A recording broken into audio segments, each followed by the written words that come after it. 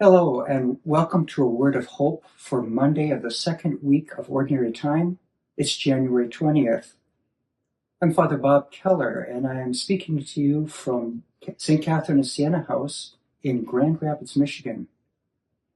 It is also today an inauguration day for this country.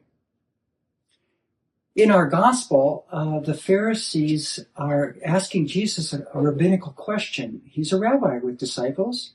They have disciples. John the Baptist has disciples. The Pharisee and the John the Baptist disciples fast, but Jesus' disciples are not fasting. So they're asking a rabbi question. What they didn't expect was a divine answer. Jesus says, the bridegroom is here. That's a very powerful term, especially in the Old Testament. It identifies God as the bridegroom and the people as the bride. So he's using very particular language. He's identifying himself then as divine. And so the disciples are in the middle of celebration, and that's why they're not fasting. There will come a time when there will be fasting.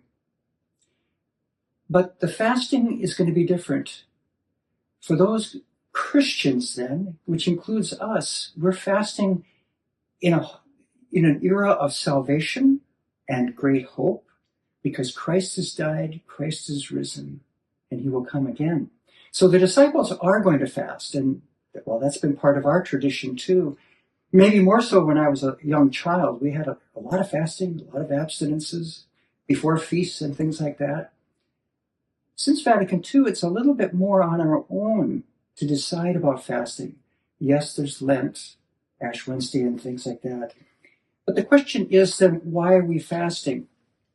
The point of fasting for all these religious folks really is a sign of piety. It's reverence. It's obligation to God. It's showing some devotion to God. And that is true for us. One of the problems Jesus encountered with the Pharisees, however, is that in their zeal, they also ended up showing off, as it were. Notice my fasting.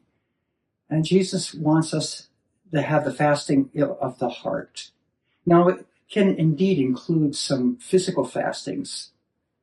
For instance, I might refrain from eating between meals, or maybe abstaining from meat on Fridays or some other particular time as a sign of my devotion and participation in God, and allowing God to have a priority in my life, that not everything is the priority right here. Boy, that's quite a learning. Anyway, he is the Lord, the bridegroom. He's brought us salvation. How do we show devotion to God? How do we show that for ourselves, he is the center of our life, and not something like, food or media or something else? Let us watch our own lives and see how we fast from things so that God is first. This will give us great hope.